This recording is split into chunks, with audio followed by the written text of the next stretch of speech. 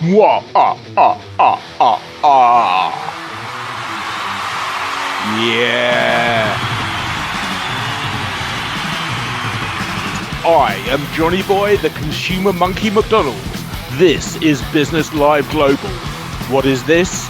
It's a show interviewing movers, shakers, business makers, paradigm breakers all over the world to be a part of our international collective and share your knowledge with our listeners and our wider business group. I certainly urge you to join Business Live Global to be a part of an international networking movement that's bigger than any have been yet conceived of. So, you get to choose the questions we ask, and you get to choose a song that's your favourite, which will be played out on the Business Live Global radio station. So, let's see who we have in the chair today. Founder of Tech London Advocates and Global Tech Advocates, I give you Russ Shaw, CBE. Russ, how you doing? I'm great, Jonathan. Good to be with you today. Thank you very much for coming along. Now, we were talking before we started talking about the amazing reach of this brand. It's becoming international, and you are collaborating with several offices you were telling me about this morning. So tell me a bit about your background and how did you get the CBE for doing this? Yes, the CBE were for services to business and technology. And I think it was recognition of the work that I've done with these communities, starting with Tech London Advocates 10 years ago, and now expanding them. We've got groups across the UK and around the world. So basically we're a grassroots community coming together to support startups and scale-ups in their various ecosystems. And a lot of what we do is around connecting people, helping people to network, introducing people to investors, to recruit talent, etc. Everybody in the community is a volunteer. I do all of this pro bono as my give back to tech, because tech has been very good to me in my previous life. So I felt that there was a real need to bring together an open, inclusive, diverse community of tech leaders 10 years ago. Jonathan, never in my wildest dreams would I have imagined I'd be sitting here with you today saying, oh, we've got over 30 groups around the world and 30,000 advocates in 70 countries. It's been quite remarkable. But this open, inclusive, volunteer-driven concept has really resonated in many places. Well, absolutely, because, and I mean, whether or not you know this technically as well as experientially, purpose is what drives satisfaction in life. And you were telling me about, how the licensing fee is a minimal amount because it's not about making money. It's about, and the more groups you create, the more connections you can make. That's right. That's right. I mean, we've got so many people. So if somebody says, I need to meet somebody in Manchester, I need to meet somebody in Singapore, great. We can help you to do that. I mean, managing a community of volunteers obviously presents its own unique set of challenges, because these folks are entrepreneurs and founders. They're investors. They're from big corporates. They're academics. They're from the professional services world. And sometimes somebody might say, oh, Russ, I know I've been involved with this particular group in Tech London Advocates, but I now need to go raise a Series A. So I need to disappear for 6 months. Right. Okay, that's fine. Can you find us somebody who can step in while you're away? And usually that happens, but that's kind of a unique set of challenges that comes with managing an amazing force of volunteers. The flip side is, I love what I do, and you use the word purpose.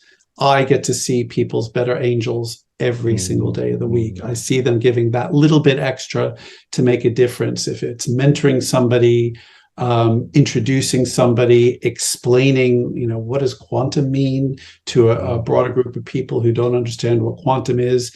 That to me is the joy, if you will, of running this community.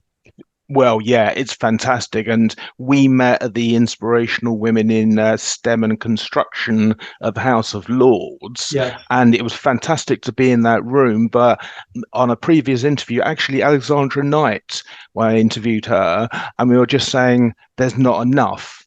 So, in your opinion, what are the biggest strengths and the greatest challenges that UK tech is facing?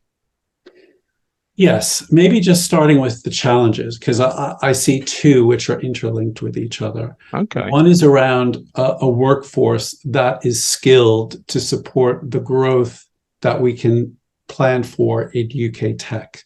We have got to do a much better job as a nation equipping everybody so nobody's left behind. And this is not turning everybody into coders and programmers, but just giving people even some basic digital skills. And I think there's something like 2 million people in the country who don't really even have access to digital. So there's that piece of it. And linked to that is the complete lack of diversity and inclusion that we've seen in tech over the years. I mean, the wonderful thing is many people are focused on it. You know, we have our two largest working groups are our Women in Tech group and our Black Women in Tech groups, and they do phenomenal work, but the needle is just not moving fast enough. And we have to keep banging the drum, because I truly believe, Jonathan, UK tech will become even stronger. And you and I were at the STEM and construction event. Look at all the amazing women we saw at that event. And you just think, oh, if we had, you know, all of those folks and so many more working in UK tech, we would be the world leader. We are one of the world leaders, but I think there's plenty of upside. The flip side is our strengths. We've got a talented pool of entrepreneurs across the country, people with great ideas who are thinking about innovation all the time. We have a really good pool of investors. And, you know, 10 years ago, the government made it easier for angel investors to invest in startups and scale-ups. That's been really, really positive. You know, we have had some visas over the years to attract overseas talent, because our strength as a UK tech ecosystem is not just because we have good local homegrown talent, it is interspersed with great international talent so that the technology transfer takes place. So those are some of the things I see about UK tech. And, you know, if you look at the metrics, Jonathan, we are the third largest tech ecosystem in the world. US is number one, China's number two. I do think India will surpass us. India in 10 years will have the largest tech sector in the world.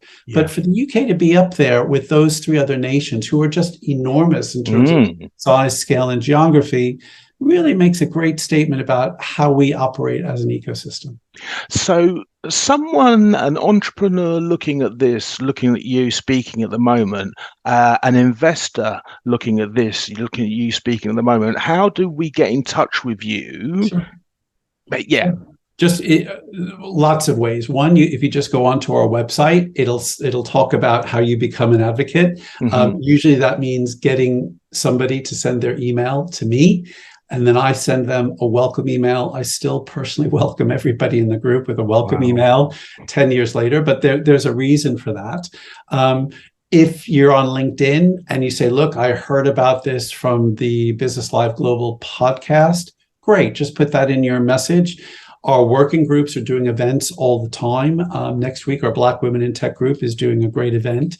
If you go to one of our working groups, then we'll make sure that we include you in the community. How many working groups are there a year? So the London group has about 30 to 35. Our Global Tech Advocates group has 8 or 9. So there's over 40 different working groups. So usually there's not every theme or initiative or whatever is represented, but many of them are. So if you're interested in AI, we've got a data tech group. If you're interested in scaling businesses, we've got a scale up group.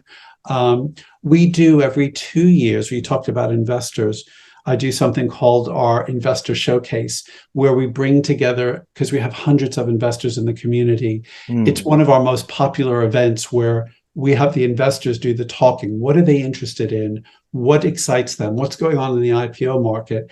And there are many startups and scale-ups in the audience. So we do a lot of work with the investor community as well.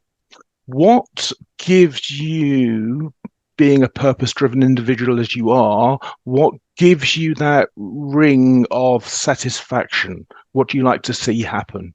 Yeah, it's a great question. I mean, I get asked about all the what am I measuring? What are the metrics? And we have some of those, but by and large, for me, it's when I get an email or a text message or a WhatsApp message from somebody that said, I met somebody at this event, this TLA or GTA event. We're now working together on this. They've invested in me. I recruited some talent. So when I get the stories about how the network and the community has helped people, and I get a few of those a week, that to me is what makes my day. That is, yeah, total satisfaction. Mm. Well, I mean, I'm no longer surprised that you've got the CBE. Thank Is you. there anything you'd like to say before we come on to your song, which is Fleetwood Mac Dreams? Is there Yes. anything you'd like to say just to wrap up? Well, again, for your listeners, do reach out. It's, you're very welcome to join our community.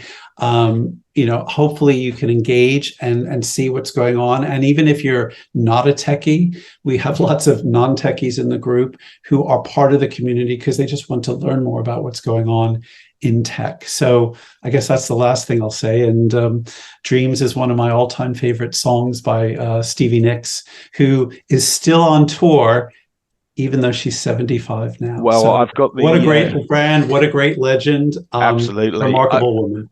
I'm playing the live version, so it's on stage. Yeah, so fantastic. Russ Shaw, it's been an absolute pleasure. I look forward to speaking to you in the future. Take care. Good luck. Bye bye.